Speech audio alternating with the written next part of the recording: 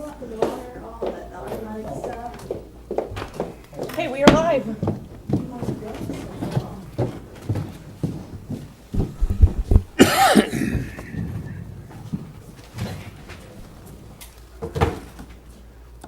Yep, sorry. That's okay. We'll call the Mount Sterling Council meeting for August 23rd, 2021 to order. Roll call. David. Here. Melanie. Here. Craig. Here. Becky. Here. Jay. Here. Andy. Here. All is present. Okay. Dave, you want to lead us in a prayer?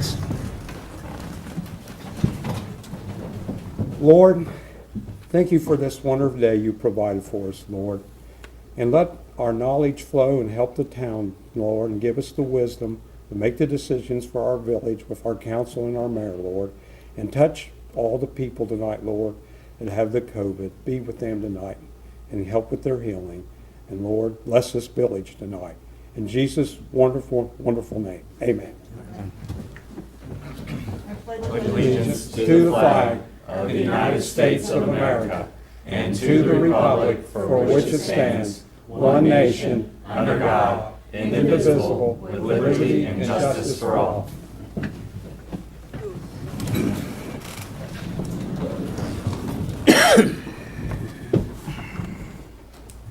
Okay, at this time, I'd like to have a motion to approve the minutes from the council meeting held on August 9th, 2021, and the water wastewater work session held on August 16th, 2021. You have that motion? I'll second. David and Craig. Craig. Roll call. David. Yes. Melanie. No. Craig. Yes. Becky. No. Jay. Yes. Andy. Yes. And I'll go ahead and pass this around once to obtain your guys' signatures. That takes us to mayor's report. I just have a couple of things. One, big congratulations to Madison Plains for their first game of the year. An outstanding victory, 40-12 over Westfall. Hopefully they'll continue on. They have a new coach this year from West Jeff. But he's a great person, and I think he'll help lead them to a wonderful season. So we're very happy for them. Secondly, we talked about the community conversation with Amanda Hampton being here and it being a separate meeting, and we were going to have some breakout sessions. She was here last week and looked, and she does not feel that we have enough room for the breakout sessions with what they had planned in mind. That was for October 7th, so she could reach out to Megan at the community center and see about having it there. They set up like a whole bedroom of a kid's bedroom of what you would need to look for, for signs of substance usage and mental health issues and that sort of thing. So we definitely respect that, and hopefully we'll all attend. So we want to say, well, thank you. And Bridget Shoemaker did reach out on Facebook and gave us a shout out in regards to allowing them to use the restrooms for the relay over the weekend. They were very pleased to be able to have a place to change their clothes. I guess they go part of the way and then change sometimes. So that was very nice that she put that out and recognized the village for that. Also, I believe in the messenger, there was information about COVID from the health department. If not, I've given you a copy in front of you. And so, as you all probably know, COVID is starting to ramp back up again, and they're keeping a close eye on it. We will be doing the same and utilizing anything that we feel is in the best interest of our employees and council as well. So we're working on a plan, and we're just going to be watching it closely, and we'll let you know if we make any changes. I believe that's all I have at the moment. So that takes us to our President Pro Tem report. Mr. Petty? Thank you. We had a nice little meeting last week on the 19th. The mayor, myself, and Courtney, our fiscal officer, we met with RCAP. That was initiated by Tom Taylor, who's our Madison County Water Director. Remind me, RCAP, what that abbreviation is. I had that sheet, but I couldn't locate it. It's the... Rural Community... I know, I'm blanking on the... But anyway, so what they really do is they work with rural and like small town America, especially in Ohio, this group is, assisting with water and sewage and things like that.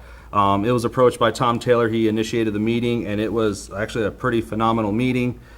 Just kind of getting some facts and some things that are coming this way. One thing about our water system, and this has been discussed before, of all the water that is coming out of our facility, 55% of it is unaccounted for.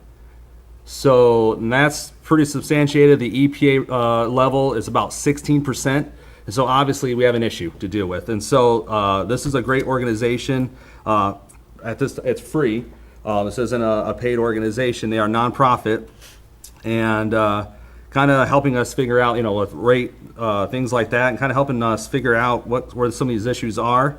But before we can really get into things, we initiated with our workers here in the village of installing meters, because we've been working on getting that done in our village as well. Just obviously there's accurate reading, things like that. If there's been broken meters, outdated, things like that. So we have a lot of things in plan to dealing with that. So we're working with this group, they can do a little study for us, because we just don't know what's really in our pipes. Our, what do you call those things? The valves in a lot of our system, they haven't been exercised in approximately 5 years, and usually they're supposed to be exercised quite a bit.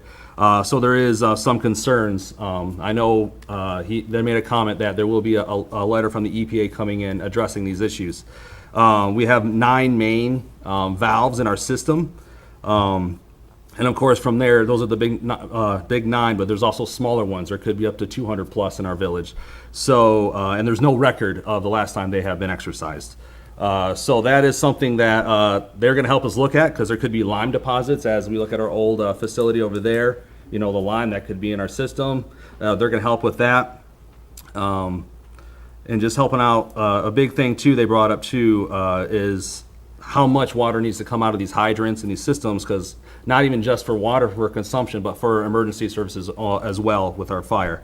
Because they call it the fire flow, which is about 500 gallons per minute. So that was a quite 2-hour meeting I think we had over there. So quite informational, something that could be a good asset for us to kind of get into the whole water and the system there. Because it's not going to be a cheap situation, because if we're working these valves, they can get expensive. If they break, they have ranged so far for us from $2,500 to $15,000 to fix. So if we have 9 mains and then 200 plus smaller ones, and they haven't been checked for quite a while, and a lot of them are from the 50s, 60s, 70s, there's something we need to look at. So we're going to take full advantage of this and looking into it. Next on my list, I just want to in public, we are getting ready to go back into our budgetary times, having discussions with our committees and coming back as a whole to discuss the 2022 budgets. So I encourage the public obviously to attend those meetings, hear what's going on in the village. So we'll have that here. We'll have the general fund one done first. That needs to be done by September, or is that October. And then we'll be able to do the other committees, departments per se, from there as well. So that is going on as well. But I did want to address this as, just for the sake of the community. School is back in.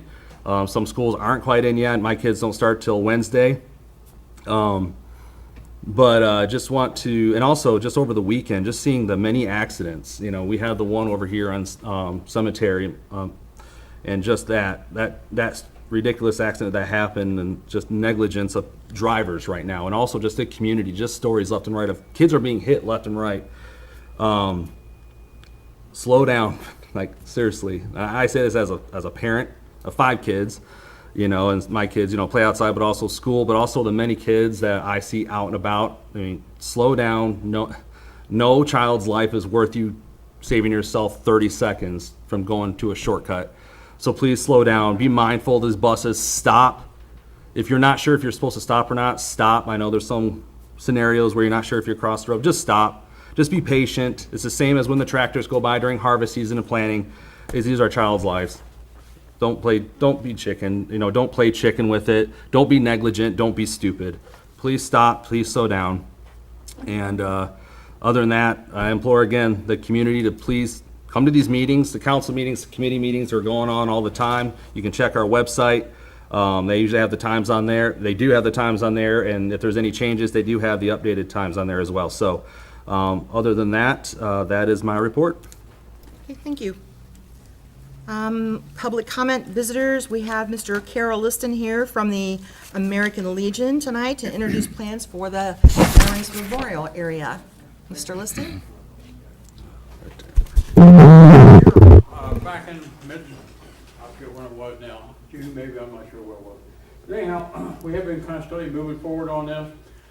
We did meet with the, I guess the flagpole guy, I'll call him. He's one that does the installation of flagpoles. He's done a site inspection. Jay was there, David, myself, I had about 40 engineers there. So, get different input and different angles. And his name is Andy Levitt, and he's his company is Benson Group. That's what he calls it, but that's what they do. It's install flagpole memorial type parks like you have across the street. And we kind of reviewed the site. I guess one of the places we'd always looked at, or I had always looked at, was back along that back wall next to the alley back there, where that brick wall kind of runs just parallel to the alley, then takes an angle up toward the gazebo and up toward the light. He looked at it over and looked good, but the issue there was, a couple of issues, was the tree next to the gazebo would be way over that wall, and you'd have one flagpole right in that tree. And so we didn't want to get into thinking about trying to remove a tree or replace it and all that. So we, that's one reason we kind of moved away from that idea, I guess. The second thing is that it kind of, isolates it back in that, cutoff area. It may not be that visible, so we wasn't sure. Also, one of the things he pointed out was, I'd always envisioned putting them in the bricks. What his saying was, when you try to do a project like this, you want to disrupt as little as possible the surrounding area. That'd be quite extensive to go in and tear all that brick up, that wall, do it. So you put them along the alley back there. Well, that gets pretty close when you get winter time with ice and snow and all that, snow plow and stuff like that. So anyhow, after we looked the area over, we kind of decided, you all have kind of a drawing, or I think everybody has one, and that's certainly not by scale, so don't, I notice I see it posted. But anyhow, you can kind of see where the gazebo is. You see the street lamps where they're located. The rectangle, dark area there, where I got bricks below and bricks above it, that's a monument. I didn't mark it a monument, but that's the black monument we have over there now. So after Andy looked at it, the whole situation, you've got to consider the space between the flagpoles, because if the wind blows, you got flag blowing into the next one.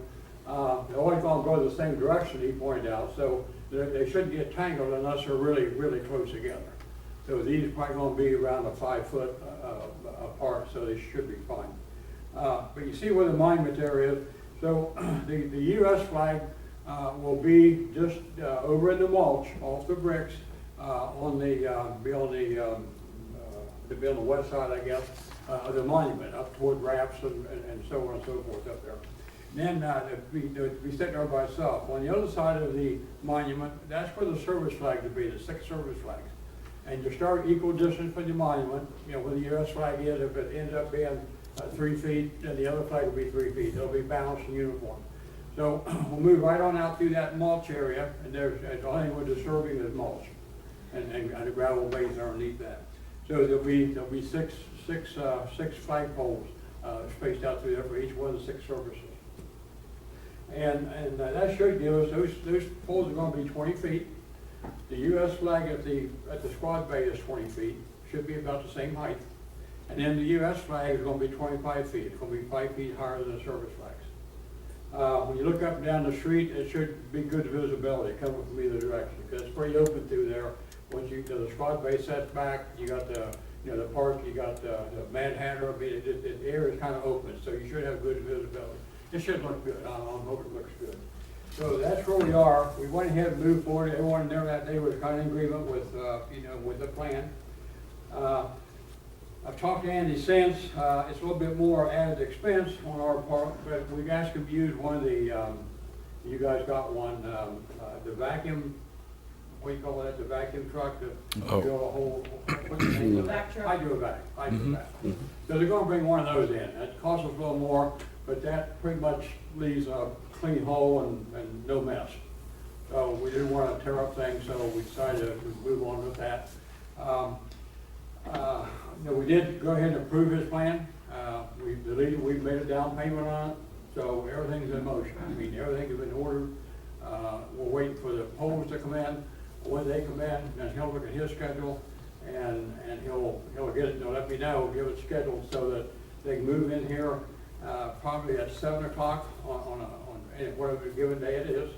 The hydrovac will be here at 7. They will start the hose. He said they'll probably be done by 9 or 10, 9:30, 10 o'clock, and they'll be gone.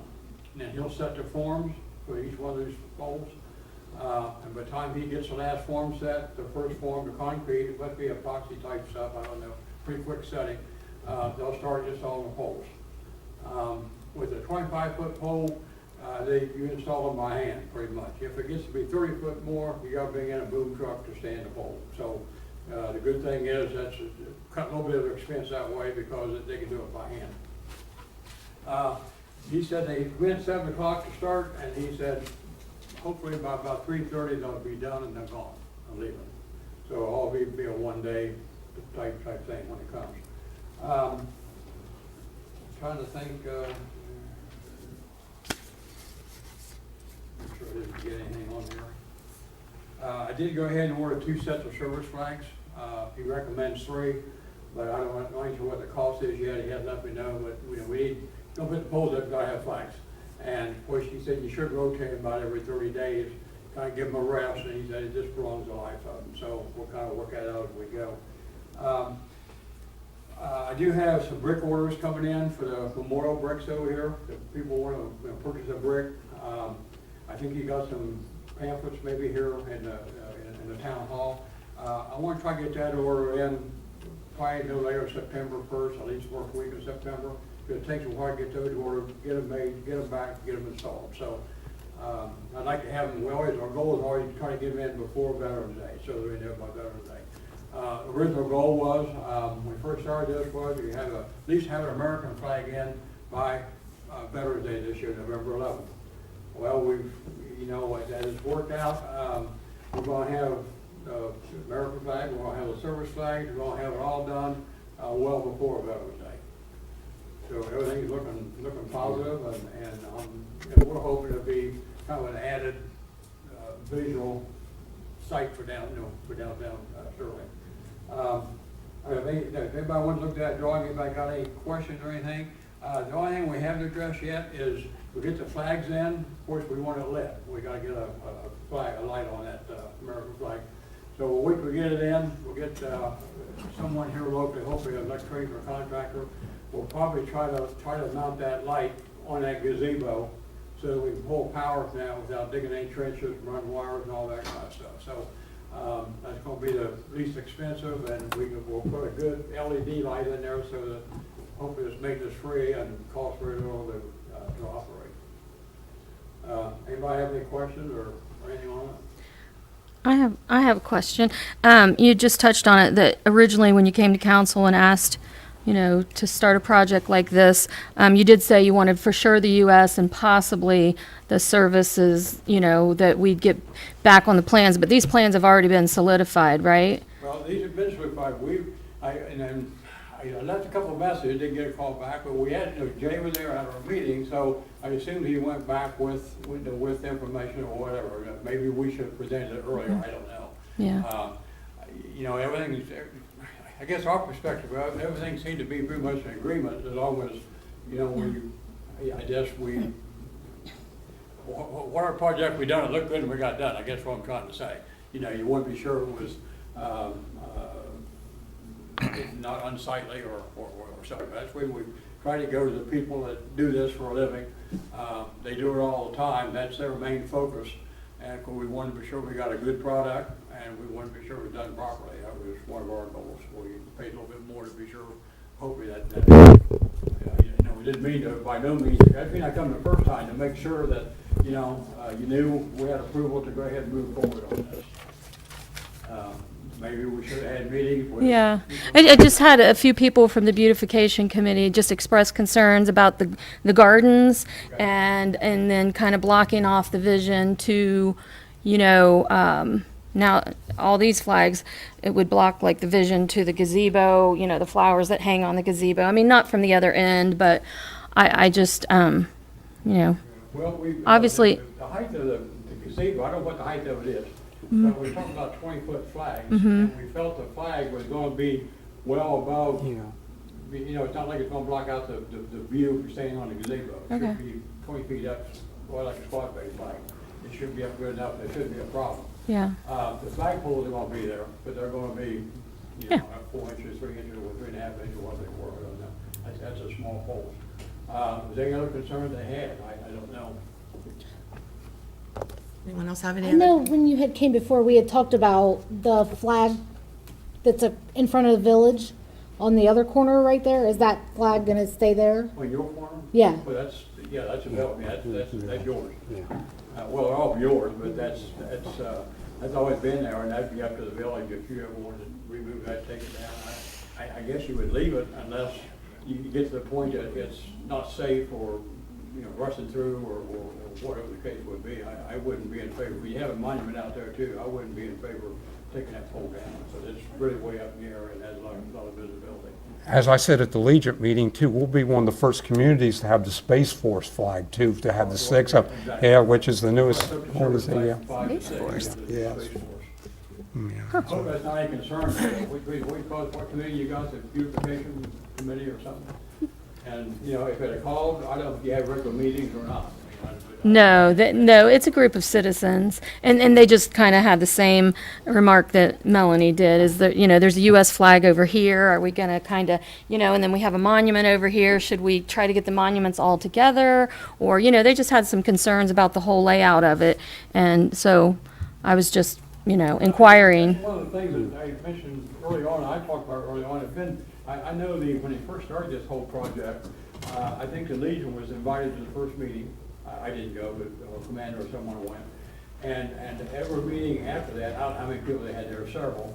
Then we were never invited back after that, I guess, to the meetings. I don't know why. I have What no meetings? idea. Oversight. I Here? don't know. But Oh. they had too many people, too many ideas. I don't know what the reason was. Well, each monument's What- different though. The I don't know what one meeting. that sets here is for the ones that got Right, killed in no, World War I'm II. talking about the meeting when you done the park Yeah. across the street. Where the monument and the bricks are. Oh, Talk about it. that was the American Legion holding those meetings, or the, I don't know. We went to the first meeting. That was back when, Several years ago? yeah, Oh, what's her name that lived down on Wingate? Rice, Heather Rice? That's when she was on. okay.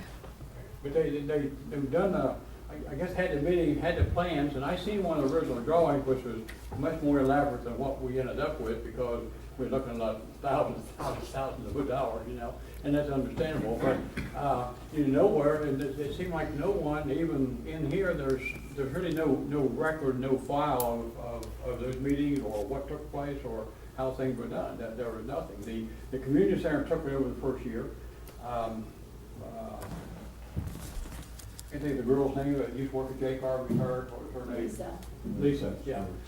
She kind of took over the order of the bricks and that part, because she wanted to kind of give everything over to me, because she retired and wanted to kind of get away from it.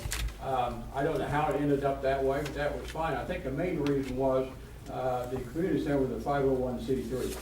And if you guys are doing this through the village or how it is, well, you've got to do that. Well, in our case, we're 501c19. We're not so we're different, but we operate under American Legion Department of Ohio, which is a 501c3. But we are, at a post level, local level, we're a C19, which means nonprofit.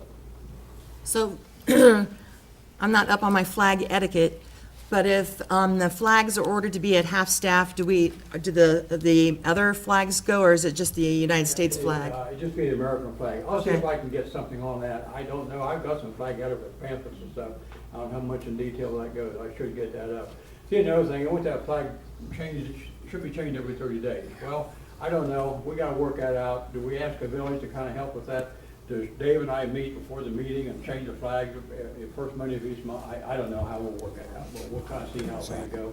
Hopefully it's, the shorter pole, the only 20 foot, it shouldn't take that long to change them. But we want to prolong the life, because these flags are gonna cost a little bit. So we want them to last as long as they can, Why change it out every 30 days? I'm just Well, I curious. guess your viewpoint was, he said, realistically, it's best to have 3 sets. You've got one on the shelf for special occasions, and the other two you rotate. He said, when you rotate them, it gives them a rest, he said they will last longer. I don't understand why, you think, time, I don't understand the difference. They bleach out. Huh? They bleach out and the ends The fray. sun and everything So- hits them. They're, And he said for a yeah. special occasion, if you got a dedication or a Yep. Memorial Day or something Yep. going on, you want your nice flags up, so, he suggests have one on the shelf, for special occasion. Is there any other questions for Mr. Liston? I just really want Right. it. And so if Make a the- motion are for the what? flags 3x5? It's already been, Flags for these it's already been poles paid here, for and approved by Jay. We talked about that, the one we're putting out the American flag, the way the pole weight, we go with 3x5 for the, I think it's 4 to 60 to 1. Okay. It'll still work on that pole, it's whatever we want to decide to put up there. The other flags, the service flags, I'm quite sure they're not outside the 3x5s. Now, so we put up 6 pole service flags, American flag, so that still leaves a POWMI, which you don't have to fly, but most memorial parks do.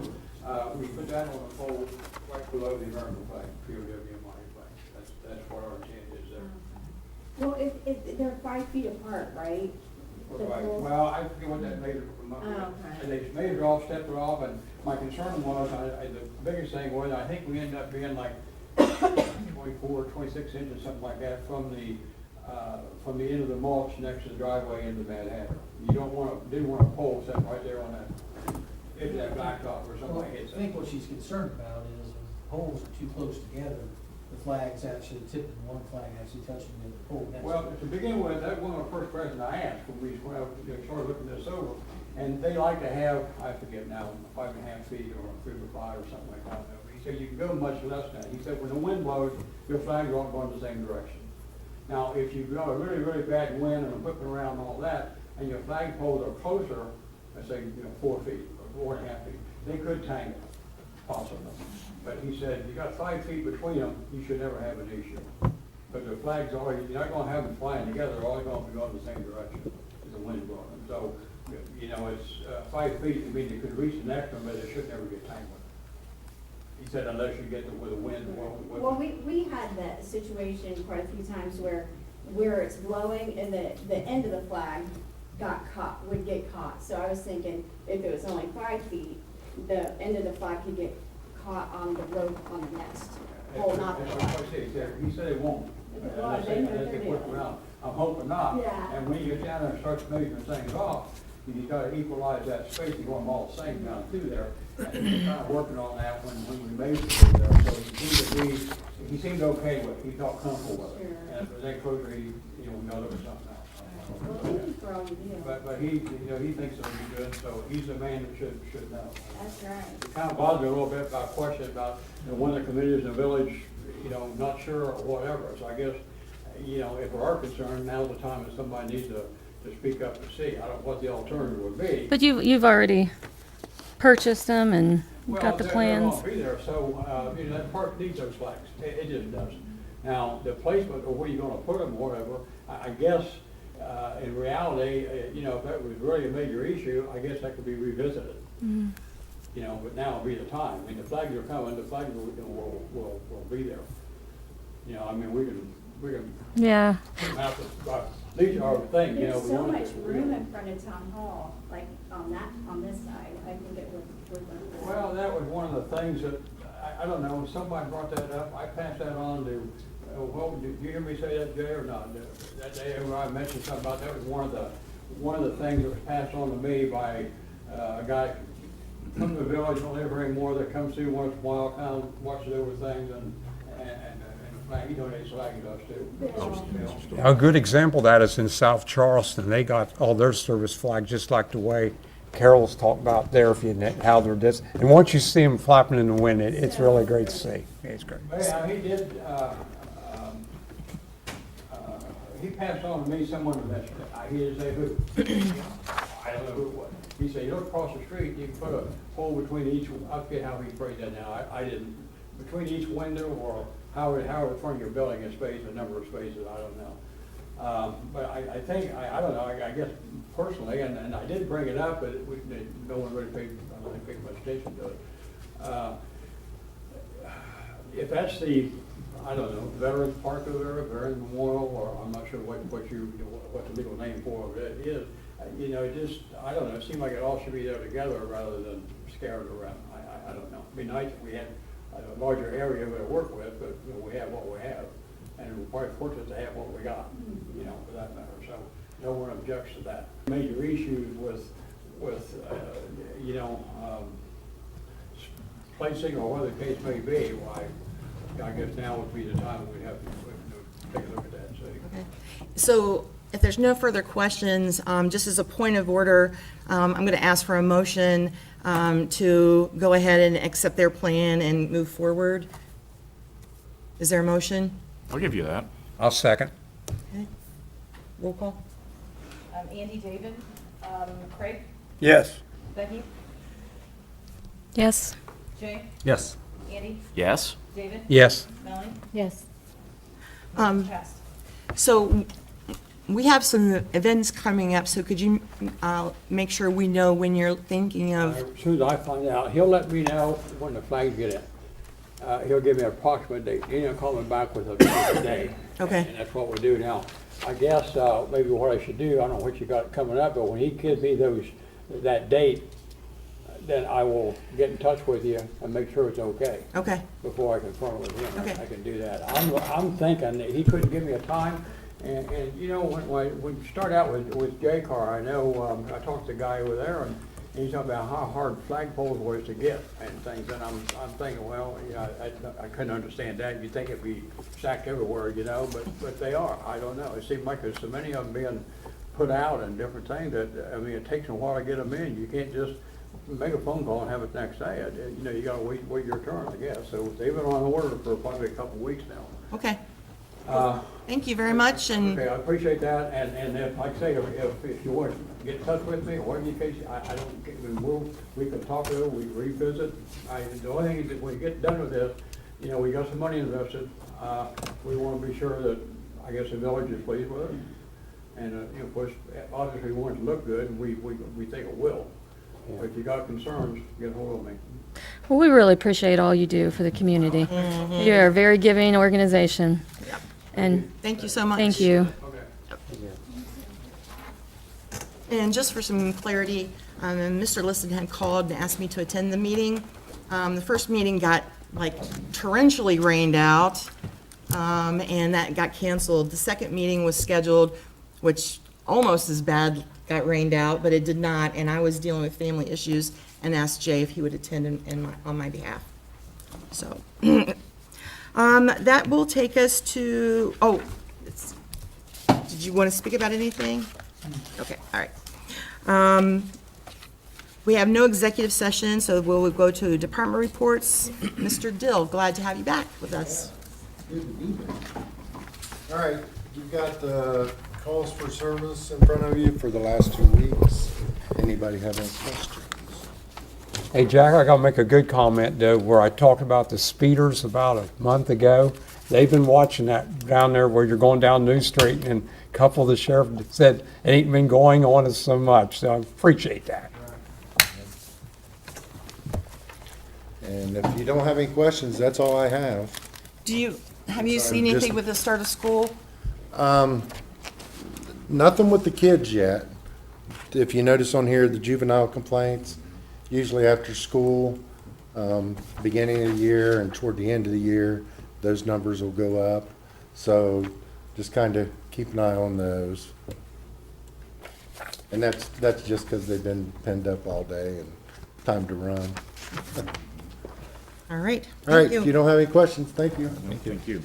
That takes us to our law director report. Mr. Smith, glad to have you here with us today. Thank you, Mayor. I have no report, but I'll be happy to answer any questions.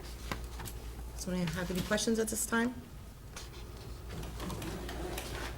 Okey doke. Misty, utilities clerk report, please. Just to talk about, the delinquencies, we're down to about $3,300. All shut-offs will be completed this week. There's still some issues with shutting some customers off that, that we're aware of. I don't don't wanna get into the exact area, but, some work that needs done on some sidewalks and some, that we can't get to the curb shut-offs. And you had mentioned some valves. Is the 200 and something plus, what kind of valves are those? Curb valves? Critical valves. Okay. Distribution. Yeah, just. Gotcha. And so the bills will also go out towards the end of the week. If you don't receive it, those people have my cell number, text me, call me. If I'm not here, the phones are forwarded to me as well. So everybody should have those around the 1st, or before the 1st. Pretty smooth month. People are starting to get used to the new ordinance, or becoming aware of the new ordinance. So, we do have some meters scheduled to be replaced on this Wednesday. So if you have an older meter or manual meter, we'll be eventually replacing those. So if you get a call or letter, it's just because we needed to get that replaced. Like I said, many times we don't want to charge any less or any more, just, charge you for what you use. I think that's it. Now, was there I just want to adjust, I saw on Facebook, is there a boil advisory out right now for a certain part of town? There is, very Okay. good, very good. Over at Muir Wood Apartments, we had to shut off the valve today for a repair, for the apartment manager to repair a valve. So the water, once it's shut off, it has to be tested and approved. Courtney took the sample, in today, so hopefully we'll have that back sometime tomorrow. I don't know. what And that's time. when the advisory will be over, Yeah, when's the and results come they'll out? be notified. They were notified by a letter. Courtney, are you gonna have the guys put a Yep. letter out for them also? Yep, so the samples, I delivered them personally today. And then once we get those results back, and what they do is they just wanna make sure that there's no contamination or anything in that water once that was shut off. It was only shut off for about 15 minutes, but we still need to make sure that we do what the EPA requires us to do. So we should be getting some of those results back tomorrow, but as of right now, there is a boil alert, just for the Muir Wood Village apartments. And I think the apartment, manager, she was also gonna put out a notice, via phone, I believe. She did, yep. So they're well aware of it. It's good about the delinquencies, though. Salary grades is getting slower and slower. We're starting to knock it down, then it's It good. is, I mean, it definitely is. Good. There's no doubt about that. Good job. And there's still assistance. I mean, there's assistance over at the county. It's there. People just need to call, and I have the information, so be happy to give out their number, and they're very helpful. They paid other utilities as well, even rent. Just have to call. And some of those grants, the income's rather high also. Income level. Yeah, yeah. I mean, it's the worst you can get to now. I did receive, right before I walked in, I received a, oops ticket for a porch. So just a reminder to, before anybody starts a fence or an addition or porch, garage or anything, that it needs to be, application needs put in, needs approved first. And, I mean, I think there may be some people that still don't know this, because the one that I received, I don't think that they've received, I haven't received any kind of, information back from, planning. So, just a reminder, we have applications, there's some out front, getting called, text, calling, any of us, we can get you the applications, as we always have. All right, thank you. You're welcome, thank you. That takes us to zoning and building. Mr. Hale has no report at this time. I did speak to him, and he is going to be attending a meeting every other month, beginning 9/13, just as a, so we can see his face. And then if he needs to be here more often for whatever reason, we will have him do that, or if we need him to come earlier, whatever, but just to let you know. That takes us to our fiscal officer's reports. Okay, I didn't get any questions over the weekend, so I assume there were no questions in regards to the financials. Okay, so, like Jay stated earlier, we will be working on our budgets for 2022. That we will probably have our first reading in the last meeting of October. So please come prepared for your next committee meetings on what your wants and requests would be for the 2022. So if you guys have any questions before then, you can always reach out to me. Just a couple things that I want to bring up is that you're gonna start seeing some of restitution coming through. So I've reached out to the Attorney General's office. There are some restitution monies that still need to be collected from former employees. So you will start seeing those. I did start receiving those in the last month or so. So on your receipt listings, you'll see a new name on there for the Treasurer's Department, if anybody had any questions on that. But other than that, that's all that I have.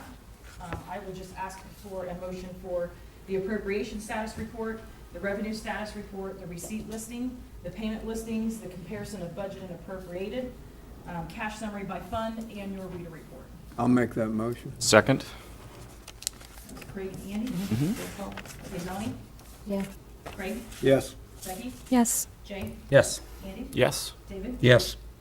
Okay, and if I can circle these around here to capture your signatures, that would be great.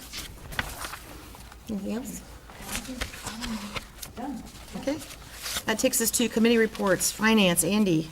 We haven't had a finance meeting since the last one, but judging by the reports we received read them over the weekend, and our spending remains moderate and consistent with what we forecasted, so that's very, very good. Headed into the fall in a good position to either carry over some dollars, apply for some grants, let's get some traction for next year, or rainy day fund, always a good thing, or we have the opportunity to maybe squeeze in a couple more projects yet this year. So would really love to do that before weather turns on us and we can't do anything. That said, again, we're trying to save a few pennies off to the side in order to make us in a good position for some of the larger grants we have an opportunity to go for next year. 2022 could be a big year for us. Looking forward to seeing that start to play out. So I'm optimistic that we can get some stuff done. So if spending remains moderate and under control, we can really get traction on some bigger projects next year. So that's all I have on finance. The next meeting, will be September 13th at 8 a.m. Pleasant Township, Melanie? I attended the meeting on August 2nd. It wasn't really a whole lot of new stuff. They had somebody from Fox Squirrel, which is the company that's going to build the big solar farm out here in Madison County. It's going to be a pretty large solar farm, 4,500 acres, 300 of which are going to be in Pleasant Township. It was kind of cool. They were talking about how they're going to have sheep graze it to keep the grass under control. Construction on that is set to start in 2022 and it'll end in 2024, and that it will be a 25 to 30 year lease on the land there. So we're gonna have a huge solar panel farm to look at. Where's it at? It'll be out on 56. I think we said it last meeting. What was the name? Wind farms. Yeah. Yeah, it's a wind farm, yeah. How many acres does it cover? Altogether 4,500. Yeah. It's right there, Robinson Road, when you cut down And Robinson Road to the right. I asked him if that was gonna be beneficial to us with, like lowering our utility bills and all that, and they said it's mostly used for industry, and we will see it in monies going to the schools, monies go for roads and all that, so there's not really any savings on the citizens and on our bills with it, which was kind of sad. But their next meeting is the first Monday, so that's a Labor Day, so I'm not sure if they're gonna have their meeting that day or not. I'll reach out to Kathy and find out about Ours that. is for Parks and Rec, once you do that too. Yeah. And that's all I have on that. Okay, thank you. Squad, Jay. Yes, thank you. We had a good, long meeting. We had 2 executive sessions that night. So we had to cover a lot of topics there. We did have a resignation from a team member out there from 2 unit, which again leaves us with 2 part-time positions, one for 1 unit and one for 2 unit. We did end up holding an interview, and we were able to actually fill in that void for 2 unit, which is awesome. But we still have a position for 1 unit, part-time. So just kind of navigating again the employment and volunteers, things like that. One project that Chief Taylor is working on is applying a supervisor role, which, knowing the chief, he's over the fire and the squad, and so sometimes it is hard to kind of navigate, and with different units, he's kind of wanting to have an idea of supervisors that helps oversee the different units, different people, to help kind of maintain all that a little bit. It helps him out a little bit, keeps him on the inside of what's going on. So that is something he is kind of digging into, and we'll be starting that very soon. He's also digging in and researching for CPR instructors. It's very good to have those, because he would eventually like to get programs and get CPR instructors for the community, for businesses, things like that, to be able to provide those services. The squad, we were also granted the seatbelt grant, so we were able to get like $4,500. So that was a nice little reward for us to apply to things we need over there. And we kind of just discussed too with there are times when we do runs that may tinker over to Pickaway County, and sometimes we have to wait for their sheriff. And if it's a possibility, and we're doing some research with the Madison County Chief of Police, to where we can have our deputy go over there and assist our team as well when there's such long waiting, because there are some situations where they need a deputy to get into a house, things like that. So they're kind of discussing how we could do that, if there's something that we need to do through all the paperwork and just legality things. But other than that, we actually, again, it was a good meeting, very productive, and our next meeting will be September 8th, which is the second Wednesday at 8 p.m. over at the Squad Bay. Thank you. Fire, Craig. I have nothing new to report but our next meeting's this Thursday night, the 26th at 8 o'clock. Water, wastewater, Craig. I have no report for that either. Our next meeting will be Wednesday, September the 8th at 9 a.m. Street, Andy. I don't have too much to comment on tonight, other than sharing some potential priorities for 2022 as we look forward to budgeting. So all of our work is related to the surfaces of the streets here in the village. So that encompasses pothole repairs of both contracted out pothole, as in big old pothole repair that we have to get fixed, versus smaller ones that we need our own staff to take care of, and they do that. They do a great job with that. We also plan on continuing to gravel the alleys. Those have not been tackled in a long time. That's on deck as well. Potential resurfacing projects, those are big. They require grant dollars. Those will not automatically happen unless we can figure out how to make those happen. So again, saving some dollars. Put that aside, maybe get a grant, and let's see what we can do about resurfacing a whole street. Curb repairs, continue to work on signage throughout the village, refreshing stop signs, handicap signs, any sign that has been up that's faded, that you can't use or can't really see, and it can't really be used.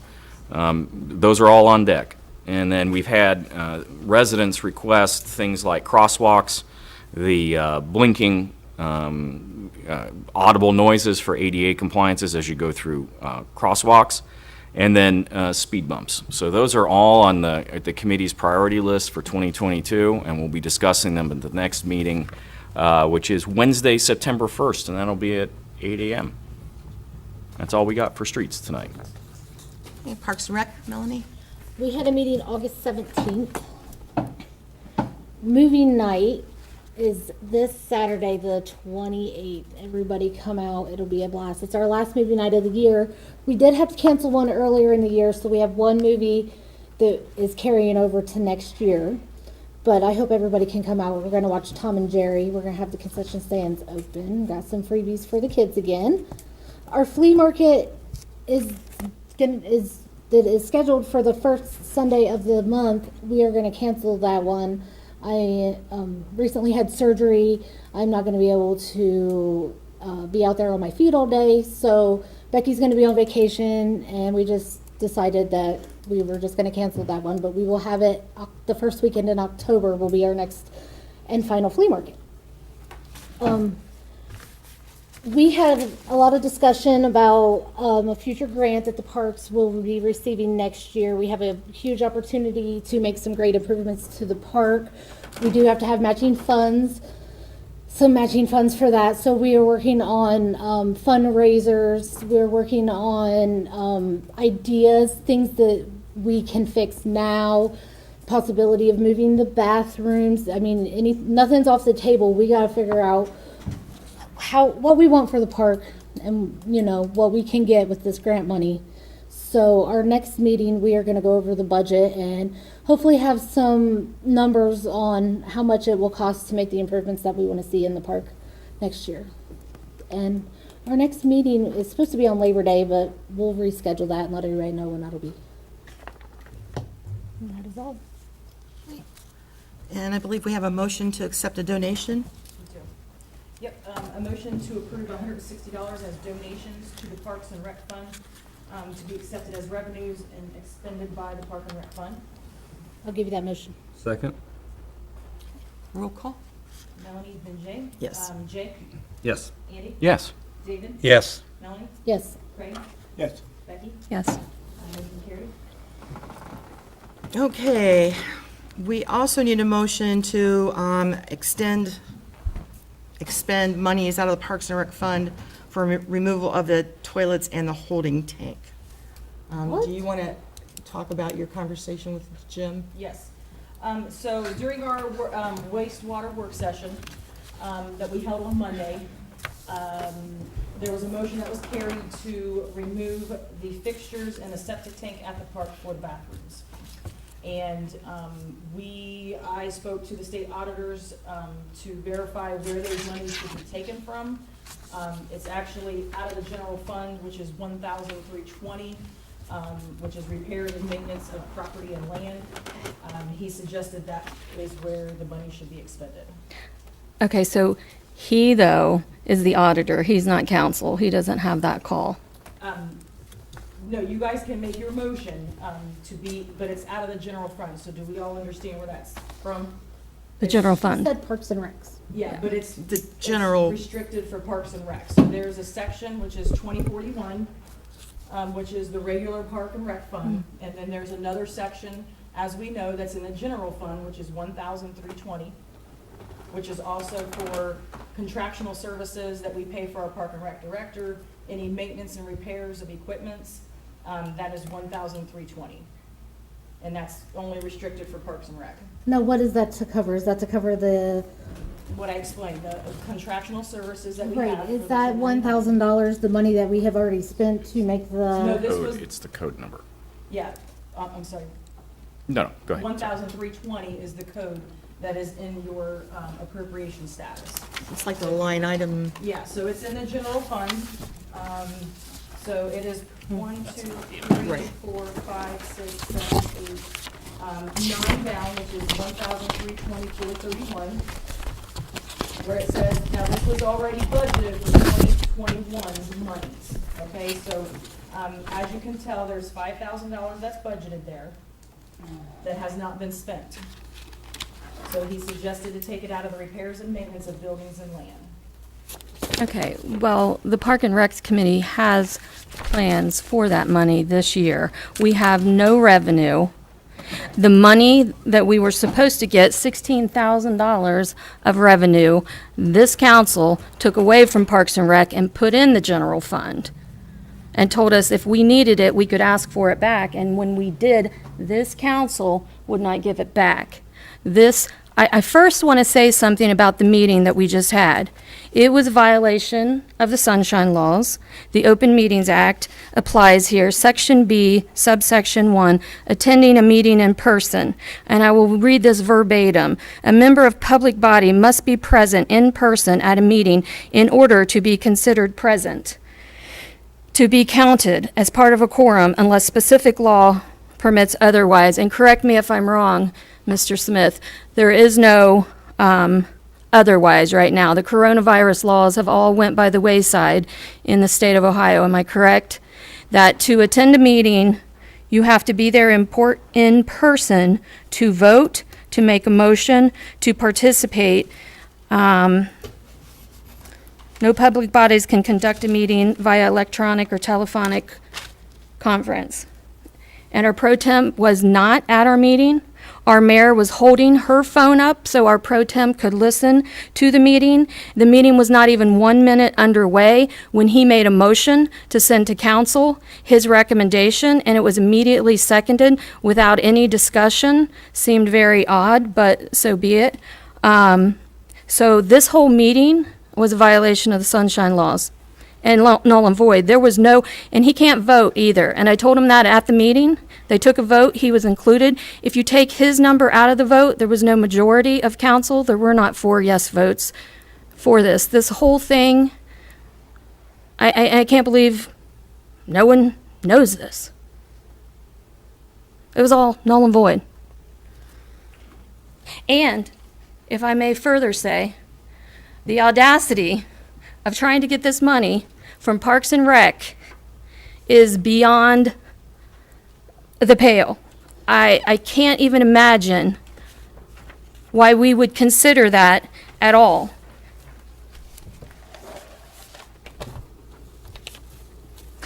When we have these meetings in regards to the bathrooms that were put at the park, it's not Park and Rec director, it's not the Park and Rec chairman that leads these meetings. It's always Water and Sewer that leads these meetings because it's a water and sewer issue. It's not a parks issue. That just happens to be where we put it. The EPA is involved, which is 100% water and sewer. Has nothing to do with it.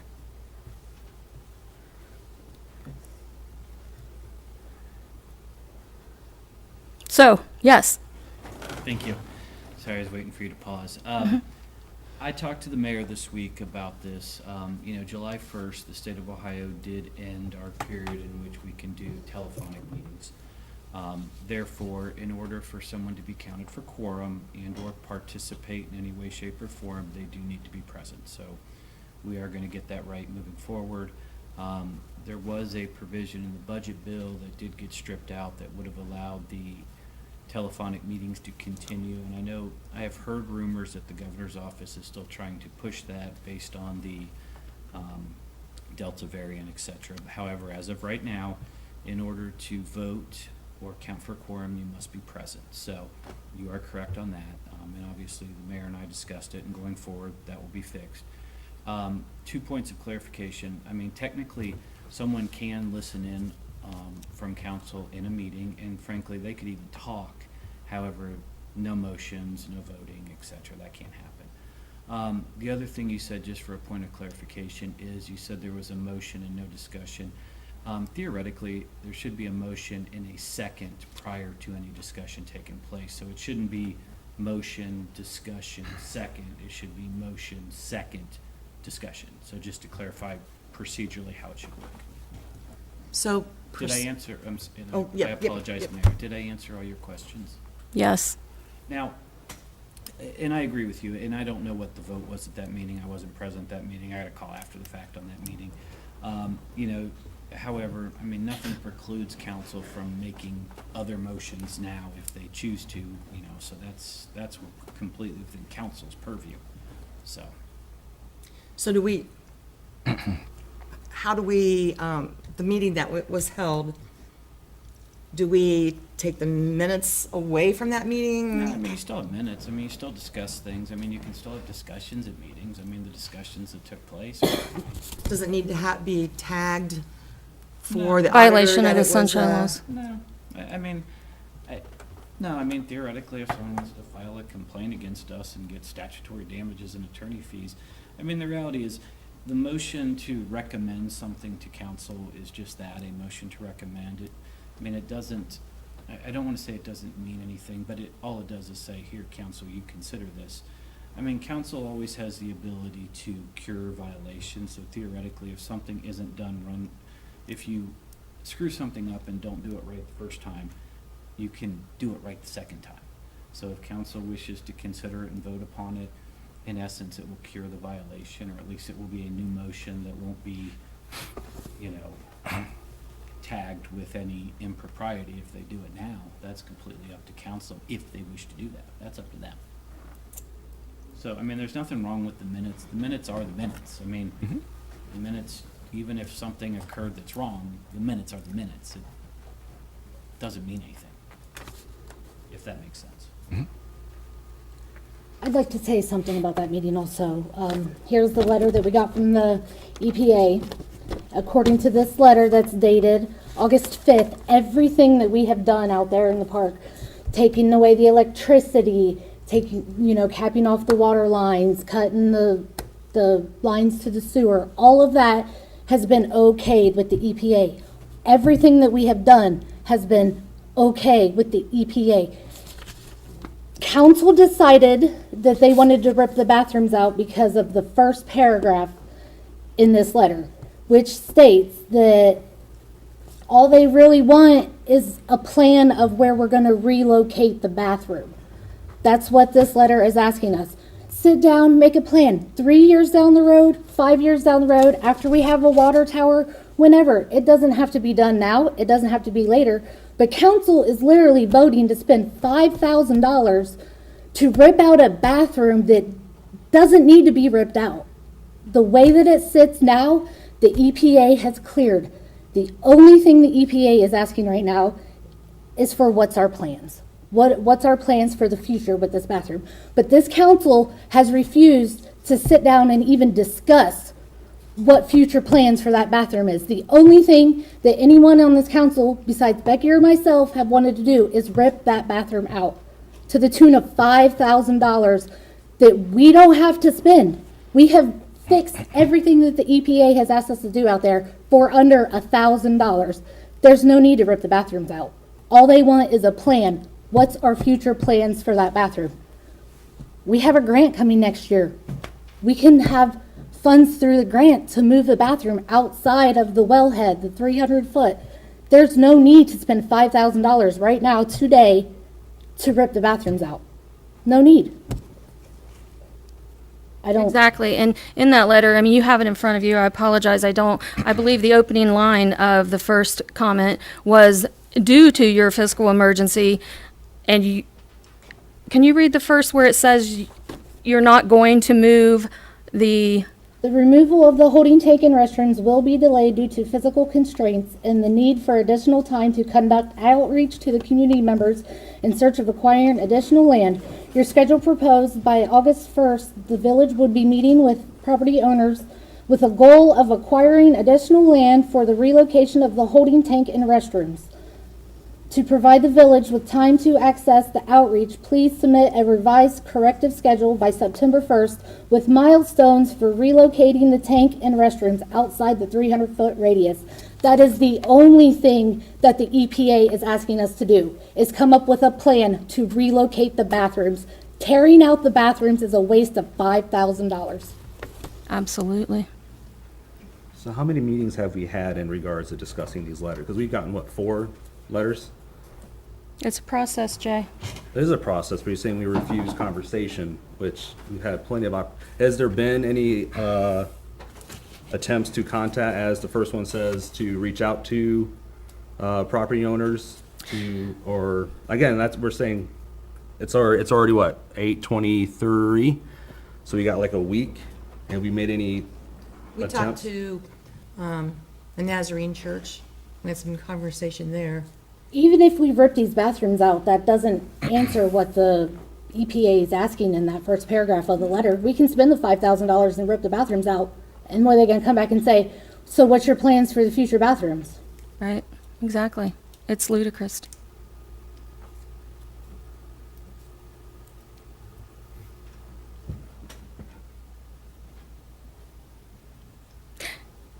And part of council's, you said, how many meetings have we had about this? Well, when we sent our proposal to the EPA, it did not include anything about we are in the process of searching for land and all that. Somehow that got inserted in there. That wasn't part of our proposal, because I know, because my proposal is the one that got accepted and the one that was sent, and it didn't say anything about that in there. And somehow the EPA got... I put it in there. Right, you put it in there, which I have no idea why. It was a topic that was discussed. And actually, I think it bought us more time, but, I mean, it wasn't something that was done maliciously, if that's what you're implying. No, I'm implying, where was all the follow-up? Where is all the follow-up? Where's the reports? What did the church say? What did the other neighbors say about the land? Where's the follow-up? Well, and we have land there in the park. We can move the bathrooms in the park still. Are they gonna be where it's ideal? No. But we can move the parks somewhere in the bathroom. We don't have to acquire land. There's spots. But I But just the think council's what's, not even willing to discuss it. That's right, the part what's that- ironic is they specifically say, you're not doing anything else to the bathrooms, you're not digging up the tanks because of your fiscal situation, and then this council votes to, let's dig up the tank and let's tear down the toilets and sinks. Because what, we're still on fiscal emergency, the same we were a month ago when they told us we didn't have to do that because we're on fiscal emergency. They just want to know, and they said right in it, your milestones. What is your milestones for this bathroom? Meaning, long-term, down the road, what's your goals? They just wanted a plan. But this council is so eager to say, I told you so, and do something, that there's no common sense being used. Let's just throw $5,000 at this, and then we still don't fix the problem. Well, common sense would have said not to build a bathroom in the first place, Wrong. using COVID relief fund money. Wrong, Jay. You don't know that. I would strongly recommend we probably should have done. No, that's not true. You're just telling a lie. Meeting minutes has been discussed multiple times in November by multiple people. The mayor, the solicitor even said that probably wasn't a good idea. Nope. The auditor Nope. said, And I have minutes. Mr. President, if I may, I said that it's a stretch, but we could defend it using COVID money. I never advised So it- against it. You never gave a confident answer, and I'll say that, it was not a confident answer, there was never a confident answer. Health Department wise, the auditors flat out said in a meeting that this is definitely, probably going to get back on us. Definitely, probably. Definitely and most Is likely. that what you said? Definitely, probably. Definitely. And that was after the bathrooms were already built. This council wouldn't have voted to build those bathrooms if we were told not to. Courtney talked to someone who gave the go-ahead approval that the bathrooms were a qualified. Who was that? I have his name written down in my notes. Do you know his name? Mr. Barry, I believe. Oh, the same guy that I talked to that said that was not confident in that decision as well. Well, just like our EPA guy gave us You know unclear what? answers. Keep waving the red flag. You may find somebody to say, hey, you got to pay him back because you keep waving that flag. I mean, President, if I may, sir. Absolutely. You know, we did discuss many different projects at our meeting with council, and frankly, at the time, and even to this day, I mean, the clarity we got in terms of what was 100% approvable and what was close, I mean, was almost nothing. I mean, we had to meet the criteria in the federal legislation, which, with all of our expenditures, I believe that we have. Now, does that guarantee I'm gonna be right? No. But I think we had arguments on every single one of them, and actually, we drafted rationale to support the expenditure of COVID funds to support each one of these projects. Now, could they still turn out to be wrong? Yeah, they could. I mean, nobody knows. And at this point in time, in terms of paying back, I mean, I have been dealing with COVID relief funds on behalf of more municipalities than I can count. And frankly, I've seen some of them spend money in ways that I couldn't even make a straight face argument for. And there is yet to be a finding for recovery that I've ever seen on anyone on this. Well, So, I guess the concern too is now we built it in the middle of a well field, and they're gonna, again, and it's a concern that we built a bathroom in the middle of a well field, and now it's, what's that? But no one knew it yeah, we did. Well, we were told by Tom Tiller it was a concern that we need to contact the EPA, which, after they were built. Well, and, No. and if I. Yes. I mean, we talked to, and I did participate with the mayor. We've had several phone calls with the EPA, and they do have concerns. I mean, when we started this project, you know, we were in a rush. We had very limited time in which to expend the funds. Like I said, we did prepare the justification for it. I mean, at that time, all of council moved forward. I mean, we were trying to make best decisions on behalf of the residents of Mount Sterling that we could and give them benefits. Turned out we were wrong. It happens. You know, the EPA is asking us to come up with a plan to deal with this. And frankly, that's for the six of you to decide. I mean, I'm a spectator here just telling you what you can or can't do, but that's So, where you are. you just read this letter. Do you interpret it any way, shape, or form that we need to remove the bathrooms now? Well, I read that letter dated August 5th, and it references a letter previous to that that I haven't seen, so I would hate to give you an opinion. I mean, based on that, it says we need to come up with a plan. However, without seeing the previous letter from the EPA, I can't answer that. I don't really think I'm avoiding it. I hate basing an opinion on a letter that references prior letters that I have not seen.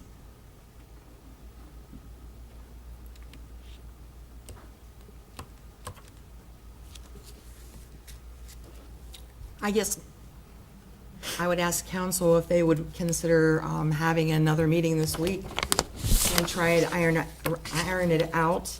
But it has to be a different meeting than the meeting that we had last week. It has to be productive.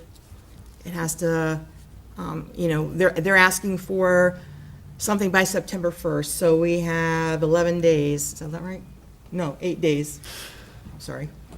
8 days to come up with a letter and get it to them on our action plan. I'm willing to have another meeting. Me too. Just kind of schedule it. Everybody, I'm willing to have another meeting if everybody controls their tempers. that's kind of what I said there. We just need to, I think we need to be positive going forward. We have a beautiful park. We can make plans for that beautiful park. And we have development that's coming, or potential of multiple developments to come to Mount Sterling. We do have to utilize that park as an amenity. I mean, people do look for parks as an amenity. We do know that a lot of developers will pitch in funds to help develop your park, make it better, just so that they can sell the properties that they're developing. But I will tell you, if you're gonna act like you did at the last meeting and get all upset, we're not gonna get anywhere, number one. And number two, if someone decides to pull minutes from those meetings and see that we don't have our stuff together, then they may just turn away and walk away. So we have to come with an open mind, knowing that the EPA is going to expect something by September 1st. We can shoot something out there. We already know, because we've had previous conversations with them, if we shoot this idea, do we have to do it all at once? Can we give you bits and pieces? We know that they're willing to work with us. We know that. How far we can push that is another question, but at this point in time, the people that I have dealt with have not said to me or implied to me, the clock is ticking, I think they're willing to entertain any logical suggestion that's brought forth to them. And Mayor, if I may, because I participate in some of these calls at your request, and I think the EPA, they really gave us, trying to think back, really three options: move the restrooms, move the well field, and I will flat out tell you, I've dealt with that before, and you want to talk about stupid expensive in terms of money, moving well fields. What was our third? Oh, and then just, instead of moving the restroom, just removing the restroom. We went down every avenue we could to try to figure out a way to make it work at its current location. And, I think between Tom Hale and I and you, we got pretty creative in some of the solutions we tried to come up with, and frankly, none of them work. So, we have really three options, and the only thing that I heard from the meeting with the mayor was, they'll take a plan, but they're not just gonna say, our plan is to remove it with no date, or how we're gonna pay for it, and/or move it somewhere else without a date by which it'll be done, or how it's gonna be paid for. So there has to be more than just that, and frankly, I think we have at this point, at least how I read that letter, 8 days to come up with that. So, at the end of the day, I'm just your lawyer, so I don't really care what you 6 vote to do. I'm just telling you, from my conversations, at least that's what I heard, Mayor, unless you heard something different. No. And I will say, last week I reached out to, our engineering firm, and talked to him a little bit more about it. And, you know, we had reached out to them about how much it would cost to do a plan for the park. And he said, can I call the EPA and talk about, and I think in one of the meetings, we talked about, I know I'm gonna get this wrong, moving the holding tank and then using a gravity line, which kind of makes it less likely for contamination. And he asked permission to be able to call him and talk to him, and so I said, sure, here's his number. He called him, talked to him, and Mr. Whitehouse said he highly doubted that they would accept that proposal. So, I mean, we're looking at different ideas. And we actually, in addition to the gravity, we also discussed, at least on the call that I was on, some type of force main, because you can have poop roll with gravity, or you can pump it. And frankly, we discussed both those options, and the EPA really had no, at least in my opinion, they had no desire whatsoever to approve either one of those options. I didn't think, I mean, from our conversation, I thought they'd said there's no chance in heck that they would allow either one of those. So I think that at the end of the day, those three options were the only three that were really viable. And, you know, like I said, I don't care which one of the three you choose, or if you can come up with something more creative that we didn't think of, but that was kind of the direction that they were giving us when. Mr. Smith, I got a question. Is there any fines involved if there's something not done from the EPA? I'm just curious. I mean, what'll happen is if the EPA gets mad at us and finds us to be non-responsive and failing to meet their timeline, at some point in time, the EPA does have powers to do things to us that are very negative. However, I think the EPA usually does a nice job of working with municipalities, whether it be cities, villages, or whoever, wastewater districts, whatever. I mean, as long as we are on a path to coming up with productive solutions that meet their timeline, they're gonna work with us. Okay.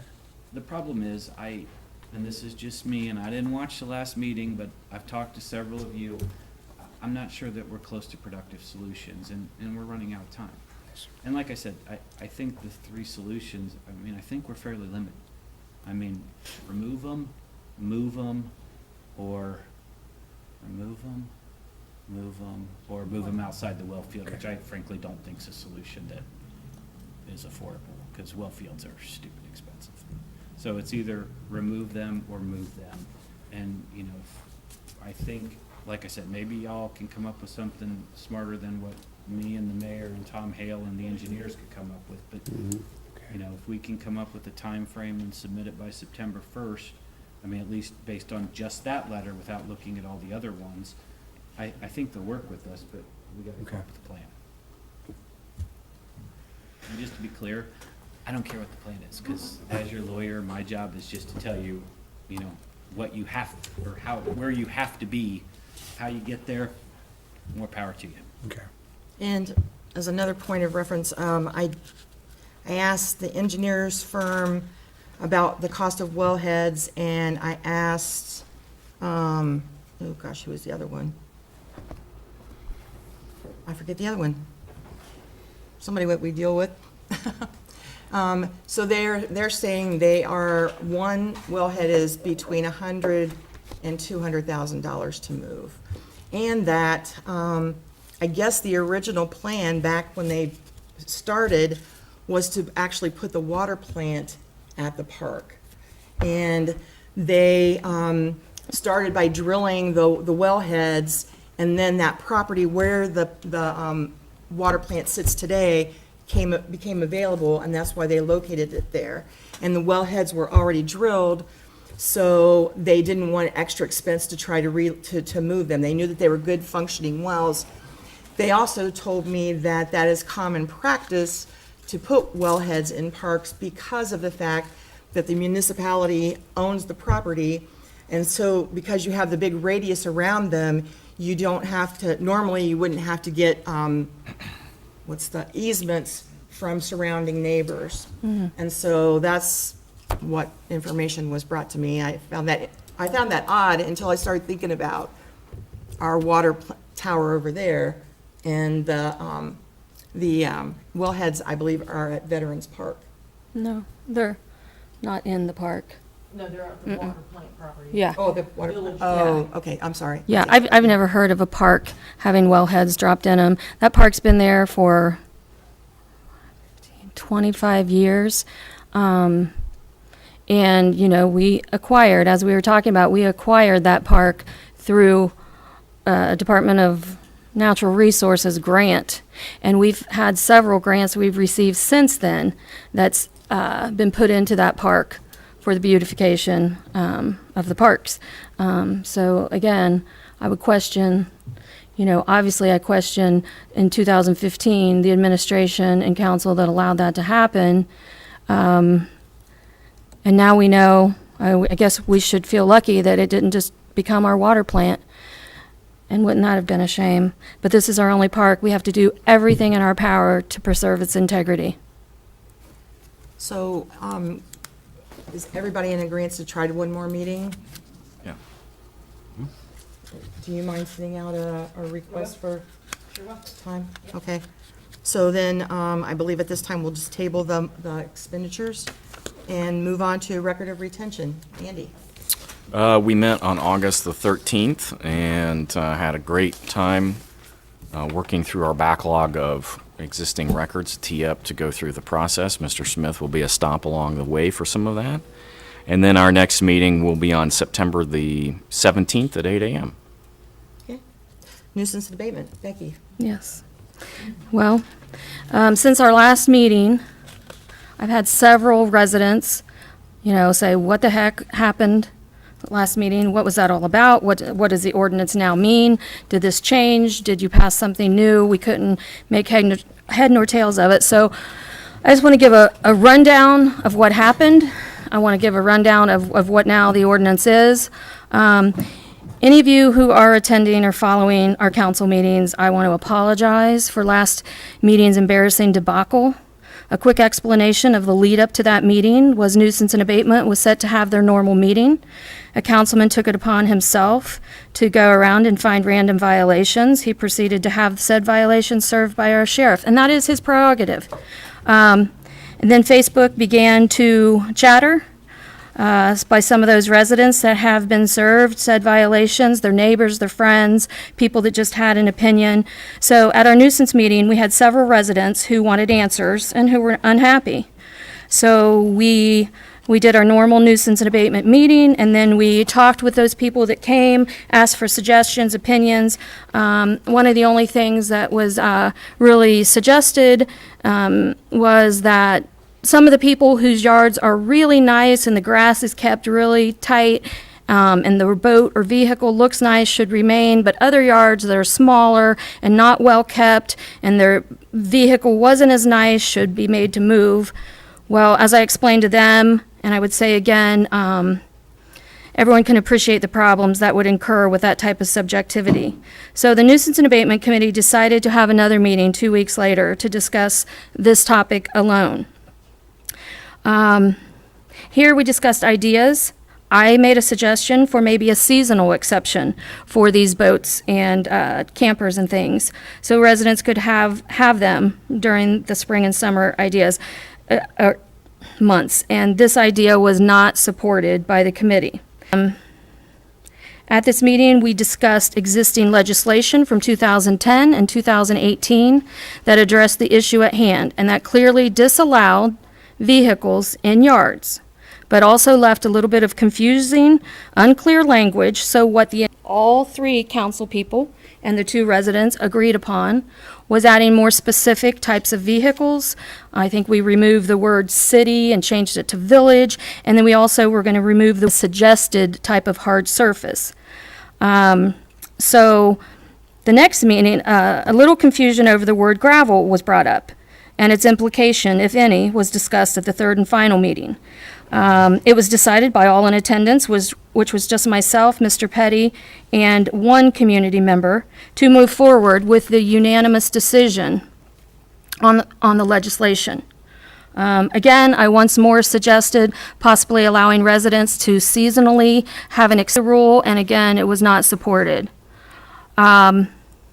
This was then, legislation request was sent out to Mr. Smith, our solicitor, where he wrote legislation and sent it to Courtney, where she put it into its final form and distributed it to all of us on Friday before our council meeting.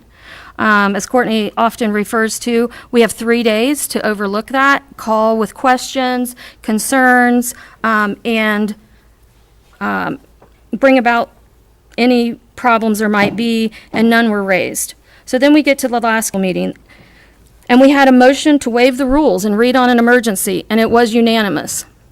Then we had a discussion, then we had a vote to pass on first, second, and third, which was passed by a majority, 4-1. Then the final step to this process is to adopt what we just passed. And this council wouldn't even second the motion. I've never seen anything like that. It was very bizarre. I don't know who does that. I mean, Mr. Smith, when people waive the rules and they pass it on first, second, and third, and then can't even get a second for the motion, is that kind of normal procedure? Unusual to say the least. I've seen it once in 22 years. Yeah. Was this the once? No, Oh. actually, this would be 2. Okay. Well, needless to say, it was a giant, huge, colossal waste of everyone's time. So bringing us forward to now, legislation does still exist that vehicles are not allowed in yards.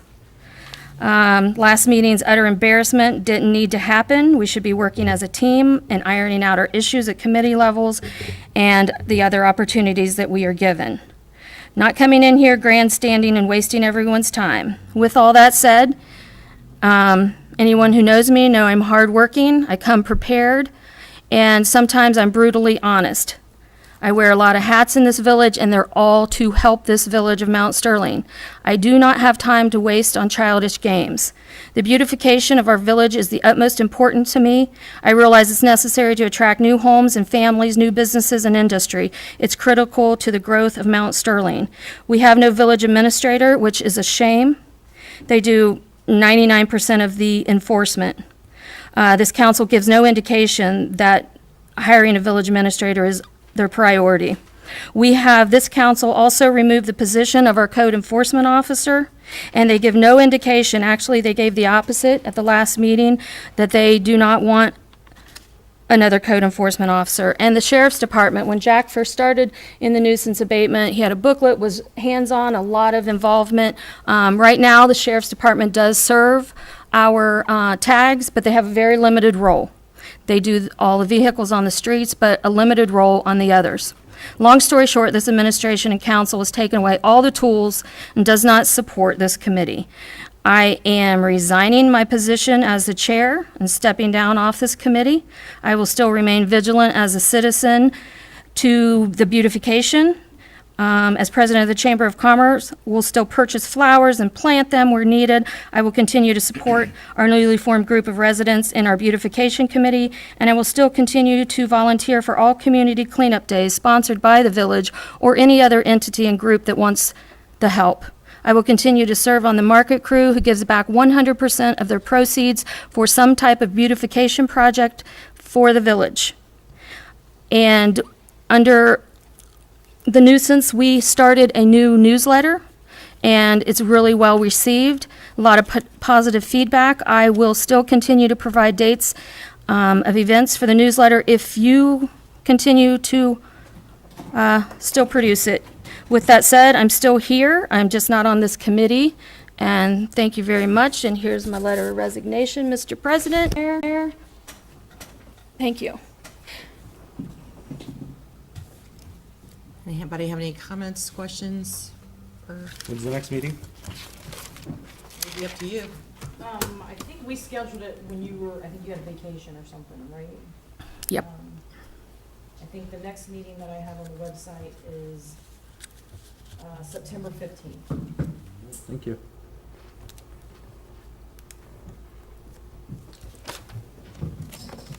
Safety block watch. Yeah, I do not have no meeting scheduled till September 8th at 4 o'clock. And that's about it until we have that meeting, Mayor, so. David, I will be out of town until the Then, well, I could reschedule then if you want me to later Okay. on. Hey, we'll reschedule when you get back. Okay. Hey, that sounds good. We'll reschedule and when Becky gets, thanks for telling me, Becky, appreciate it. I did speak with David this afternoon about looking at the mission of the Safety and Block Watch Committee to see if, we can get some, maybe a mission statement down, get some goals started so that we are that's an active committee. So Yeah. in the meantime, before that, we'll see if we Okay. can come up with something, Thank okay? you, thank you. Planning zoning, Mr. Drake? Yeah, just a brief update. We did meet last week. It was a hugely productive meeting, and I really appreciate everyone's feedback and involvement as we do two things. One, go through the old zoning setup that we have today, making sure that it's clear and the people understand what we're supposed to be doing. So thank you for all who have given us feedback and involvement in your time. Thank you very, very much. There's a committee member who, I don't know if I'm allowed to say, is unfortunately not going to be with us for the next year, but we have really super appreciated his involvement, and he's really, really pushed the project forward. So thank you on that one. And then before council this evening is a piece of legislation as it relates to potential development in the village. The Building and Zoning Committee feels very strongly that the village needs to get a good deal on the next phase of development, and that includes making sure that our fee structure for development is competitive. And our goal in going through this, we had and solicited community feedback. We looked at 6 other municipalities immediately around us.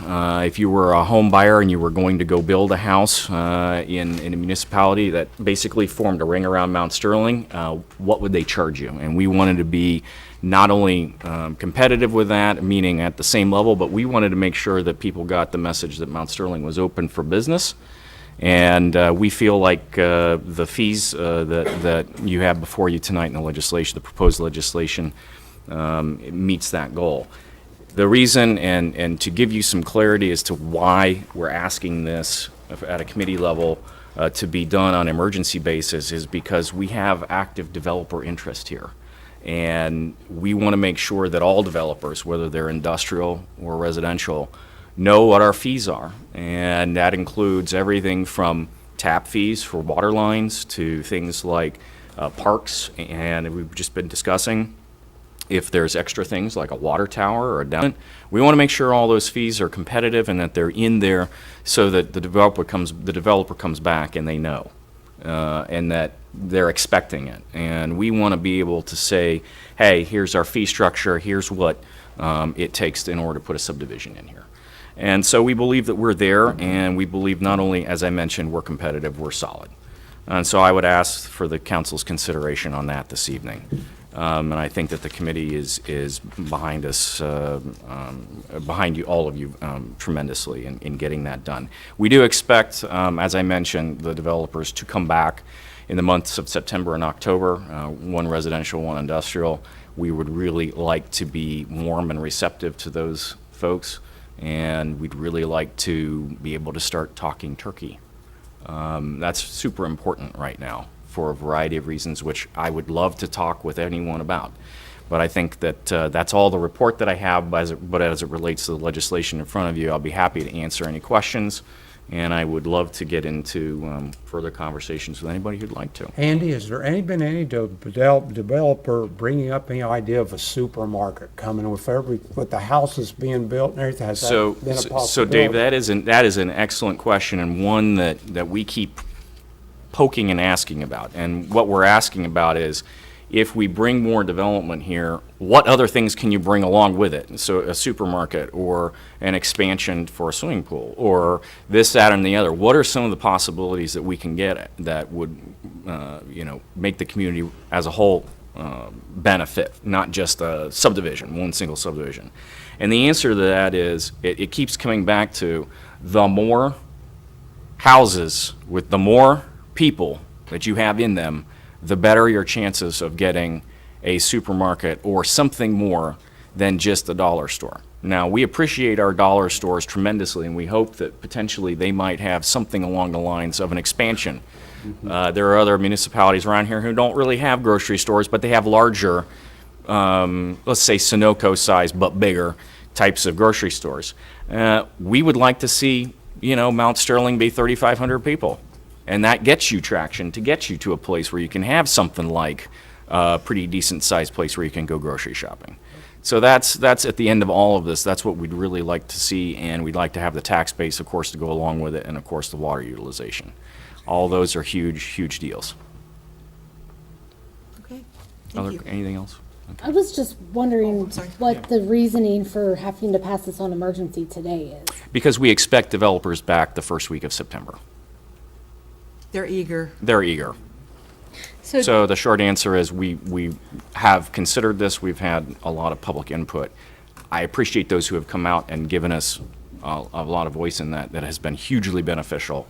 And we would just highly recommend we be expeditious about this. So with that said, did you also, if they're going to start building in September? No, they're not building in September. We're talking, to be clear, we're talking about putting a deal together potentially for mapping out another subdivision or an industrial, part of our industrial park. We're not going to put a hoe in the ground and start digging a hole. Right. Okay, so, but also, isn't it important to have those other things you were talking about in place, like the money for the parks, the money for the water tower? I mean, shouldn't those things be in place soon as well if? I'm not following you. I apologize. That's what this is. That's what this is. This, I thought this was just water and sewer. Oh. Gotcha. Develop- Fees, if I may answer. Yeah, go ahead, please do. Sorry, I'm Yeah. sorry. So the next, what you're asking is the parks fees. Yeah. Water tower maintenance. Yep. Downtown revitalization. Right. Lights and things like Right. that. Yep. That's happening at the next meeting, which Right. is the first meeting of September. September. So we may get another piece of this soon. Absolutely. Okay, Yes. okay. That's what And you're asking. by the Right. way, to be That's what I was clear, asking. if there is ever a deal to be done, it comes back before council. So this is not done in a dark alley, at 2 o'clock in the morning. All of these things are out in the sunshine of day. And our fees were horribly, So we were getting, Under. just to give folks an idea, we were dramatically underpriced by a factor of maybe 75%, maybe more. Because they were set, in defense of that, they were set 15 years ago. Right. So Yeah, but, they've never been looked at after, so. but we've had development since then, Right, so. Exactly. oh yeah, that group is doing a good job at trying to get us back to where we need to be, So the tap fees are urgent, and then the follow-on fees are just as much. Okay, thank you. Thank you. That does take us to ordinances and resolutions, so we start with ordinance 2021-14. An ordinance to amend chapter 1279 of the codified ordinance titled fences, and this will be on the second reading. Is there a motion? Second? Jay, Andy? Yes. Roll call? Andy? Yes. David? Yes. Melanie? Yes. Craig? Yes. Becky? Yes. Jay? Yes. Okay, motion's passed in a second. And then ordinance 2021-16, which Andy explained to us, but do you want to read it? Yeah. An ordinance enacting chapters 1040 and 1042 titled water and sewer and declaring this as an emergency. So I'll need a motion to suspend the rules. Motion. Second? Craig, Andy? Roll call? David? Yes. Melanie? Yes. Craig? Yes. Becky? Yes. Jay? Yes. Andy? Yes. Now I need a motion to place this on the first, second, and third readings. You have that motion? Second? David and David Andy. and Andy? Roll call? Melanie? Yes. Craig? Yes. Becky? Yes. Jay? Yes. Andy? Yes. David? Yes. Now I need a motion for passage of ordinance 2021-16. Motion? Second? Craig? Jay? Yep, no, Andy. Oh, I'm sorry. That's okay. I wasn't looking up. No, that's Roll all call. right. Craig, Andy, Craig? Yes. Becky? Yes. Jay? Yes. Andy? Yes. David? Yes. Melanie? Yes. Okay, ordinance 2021-16 is passed. That takes us to roundtable. Anyone? I only want to bring up one thing on roundtable, since one of the Legion commanders here, our little village, believe it or not, in World War II, produced over 120 soldiers, which 18 of them never did get to come home. And in the Vietnam era, we almost had 38 to 39, and it's so good that we take time to remember them in November 11th, and I'm so glad to see the flags get started. Just wanted to bring that up. I just want to remind everyone, Melanie already talked about the movie this coming Saturday. We were able to get at least one of the pet groomers, hopefully we'll get both, are going to come out and do a little presentation before the movie and bring a few pets along, some that might be up for adoption. So that will be good. I know we're going to have, as she said, some treats, and you've offered to donate some little stuffed toys. So it will be a fun night. But that day, prior to that, you can have a lot of fun on Saturday, the 28th. From 10 to 2, we have a downtown shop hop. I believe there are 7 businesses that are participating, and Lostro's Farm has just opened back up, and they'll be one of the ones participating. They have sunflowers right now. Pumpkins are right around the corner, but they have sunflowers. Our theme of this shop hop is sunflowers in bloom, so you can actually go down there and go out in their sunflower fields. And I know they have a food truck even down there, and a lot of fun. And then, like I said, there's 7 businesses that are going to be participating. So come on out in the daytime and do a little shopping, and then in the evening for a free movie. That's all I have. Also, a reminder, do we know any more updates? Is it still September 11th by your house? The road closure? Oh, I have That's what I. no clue. Okay, and then that they have closed down, I believe, 56 now. And I saw another road, Old Xenia. Old Xenia Road. So traffic to London from here is a little bit is. frightening right now, so, Going to be a mess. yeah, just be prepared. I think that's for 2 weeks, they said. So hopefully they won't get any rain to slow things down. So if there's nothing else, we are adjourned. Thank you. Thank you. Jay Marcy, I had stuff for you, that direction. After, I can't get to 71? Yeah, you can. yeah, it's after that. Okay.